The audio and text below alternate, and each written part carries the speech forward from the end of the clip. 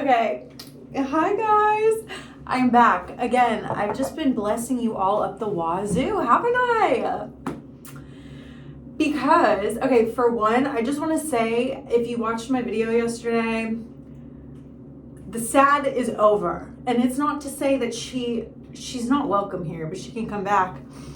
But I just want to share with you that I had a revelation. I had a few revelations, but I'm gonna be straight to the point, and this is kind of like feeding off of what I said the other day, which was create instead of consuming. Because basically, yesterday, like I told you, I heard some things that were helpful. And here's the beauty of consumption, music and movies and videos, because there's always something to learn, there's always something to kind of gather. But I found myself in this loop where I'm like, holy crap, I am just absorbing all of this information, but then I don't even know what to think because I have so many different ideas in my head. Because it's so easy to watch something that tells you to do one thing and then watch something else that tells you the complete contradicting statement. And for me, something I'm working on is not being so easily swayed. And I think that's a great thing about having a relationship with God, and also with trusting yourself and having some inner stability, because then like if you have morals and values, then you know what to base your decisions off of. But I think a lot of us in society, like I've said, I don't have TikTok anymore. I don't go on Instagram. It's currently deactivated. I'm always deactivating it. Like, my circle is very small, which we talked about yesterday as well. But like, I am really particular about what I consume. However, it still can be really overwhelming. So something came to me, and I guess it's been on my brain a lot lately. So that's how I know it's true, because I am being called, and I think a lot of us are, to create instead of consume. Because when you're consuming all of this information, and you might think like, well, if I'm not consuming, or if we stop consuming, what are we creating for? But see, that's the thing. Creating, for me, right, in my mindset, what I'm trying to do when I create is think, who am I creating for? And not on this general level of like, I want to create for this group of people, or this particular what's the word, like in my head I'm thinking like a focus group, but that's not proper.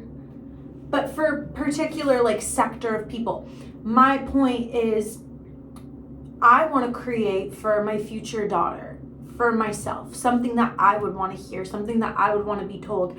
And so much we're consuming things, and we think that we're not ready to produce, or we're not ready to take the action that's necessary, because we're waiting for like this one bit of information to come that will solidify it, or we're waiting for an instruction. And like what I said the other day, like God's waiting on us, right? So a lot of times we're waiting on God to give us like the get-go and be like, all right, it's your turn, let's go. Or but you're just waiting for permission. And a practice that we did in my workshop that I did like a week ago when I was fasting was, we wrote permission letters to ourselves. And I personally didn't need it because I really like to do whatever I want when I want to do it. And I've always been that way. But there's definitely been moments in my life where I feel like I was waiting for something, or I was waiting for a specific set of instructions in order for me to move forward. I'm in a period, in a phase right now where I'm ready to take action, but a lot of us are waiting for something. So I would encourage you, write yourself a permission letter. Like, if there's something that you've been thinking in your mind, whether it's a business, or it's, content that you want to make, or it's something physical in your life, you want to start a new career, or you have like these just really, natural goals of maybe you want a family, or you want a marriage, or you want a relationship, or you want to try something new. Like for me, something really random that I want to do is skydive. And I'll be stuck in these random places. Like I was in Wichita the other day for one of my videos. What do you do there? They have skydiving. I could easily go and book it. Like there's nothing you have to wait for. Like I also, side note, invested in myself for this weekend. I'm going to a workshop, a writing workshop and a music workshop. And that was kind of scary for me. It wasn't a lot of money, but it was enough money to make me a little bit uncomfortable and to ask myself the question like, oh, okay, like this is me really saying I want to do this. This is me saying like I want to make this. I'm serious about creating something. And I would encourage you to really give yourself the permission to just do it. Like Nike. Like, don't wait for somebody to sit there and tell you you can do this. It's your time. I don't care how you're feeling. And especially, like I said this last night, if you're feeling sad, because it's such a release. Like lately for me, right, with my music, that's been a big thing that I was always stagnant on because I never put in the effort.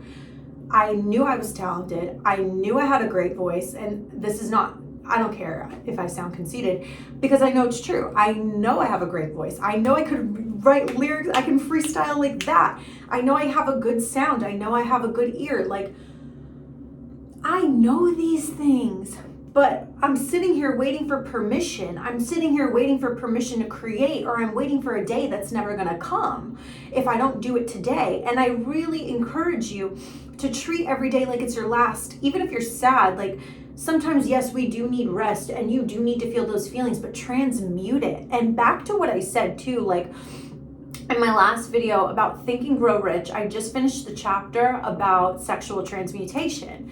And we have all of the, in short form, we have a lot of things that will drive us as human beings, that give us that stimulus to take action. And I wish I brought in the book because I want to read them. Should I get the book? It's packed. I packed because I'm leaving right after this. But it was, you can look it up as well, or I can link it. But it was like sex is the main one. Sex is the main stimulus for us, and then there's drugs and there's alcohol and there's honestly, that's all I remember because I remember thinking, wow, that's really powerful. There's more to it, but I'll just give you concisely. The thing that stood out to me was sex and drugs and alcohol being really big stimulants for us to create and for us to make something out of nothing, because it's like a driving force to move and take action. It's very like primal. And it's funny because when I talked yesterday about, you know, feeling lonely, feeling like I was struggling with sobriety again, and not struggling in that what it used to be, but just that desire to drink, or like you get that feeling where you're like, oh my God, I want to crawl out of my skin. Like, I don't like what I'm feeling. That's a sign to create, because in Think and Grow Rich, he talks about how if we, a lot of us don't become successful financially or in whatever terms you constitute to be success. We don't become successful and start bringing stuff into fruition and taking action until a lot of us are like 40 or 50. And I'm sure this has changed since the book is written, because there's so many successful young people and there's so much information out there on how to, you know, really harness the skills and the energy that you have. But it struck me, I was like, oh my gosh, I don't want to be that old and be successful. And it's because they're older, so they've kind of learned how to not suppress their sexuality, but use that energy that comes from, you know, sometimes we use that energy for our own destruction, when you use it in a positive way, it's really fuel for creating amazing things and success. That's why, like, when men are with a really beautiful woman and they have a beautiful girlfriend, they're so successful and they're confident and they feel great. Like, I can think in my relationships how, like, they thought they were so cool because they had, like, this, sorry, they did, because they had like this love and attention from somebody that was beautiful and confident. And I'm very much like a big lover. Like, I will like shower you with love. So I know that that's such like ego fuel. Like, that's something that I've always known, but that I'm good at stroking people's egos. But it's funny because then you take that away and they're lost and they're confused and they're not creating and they're not inspired. And it's kind of the same thing for us women too. Like, a lot of times having love, but I think our love that gets our gear going is more like motherly or familial or familial. or our girlfriends. Like, those are the things that really will provide us with that feeling of love that's very inspiring for us to create. That's like that fun, inspiring, creative energy. But naturally, because we have life force within us, creation is our natural state. And so I say all of this to say, again, we are here to create. We are here to make things. We are here to build and leave a legacy. So what I said at the beginning, like, for me, in my mind, I think, okay, I want to create something that would inspire my daughter, or I'm the oldest of 5 kids, my siblings. Like, what is something that they might need to hear that no one's telling them? Whether it's my faults or the things that I'm learning, little tidbits, whatever it may be, I want to harness that and bring it into the world. And also, something else I heard is, like, it's quite selfish of us to think that we're the only people that need our gifts. I heard this recently, like, for me to sit with my gifts and the things that God gave me, my voice, my music, my writing, like, just my presence, my energy, like, if I'm gonna sit here and hide from the world, which I have a tendency to do, especially as I've grown, because, you know, it is important to have privacy, but it's also important to know that we are in a time where we need to be seen. Like, we have this wonderful outlet, and I don't want the internet to one day shut down. And then I'm like, oh my gosh, I never took advantage of this opportunity to put myself out there and create something lasting, or maybe not lasting. But, you know, I encourage you to stop waiting for the next video, the next thing that you see to give you some idea. Like, I do the same thing also with Pinterest, because I'm not really on social media. So Pinterest is my big one, where I'll just scroll there and I'm like waiting for something to like pop up that's going to be a cool idea. But really what I could be doing is, one, if I really feel like I need to consume something long form, like a book or a magazine, or that's my best example, but something that requires a little bit more attention than just flicking through, because it really is like demonic the way that we just sit and we go, but you're not even like, you're not finding what you're looking for, because it's not what you're looking for. It's just become like the subconscious response to discomfort.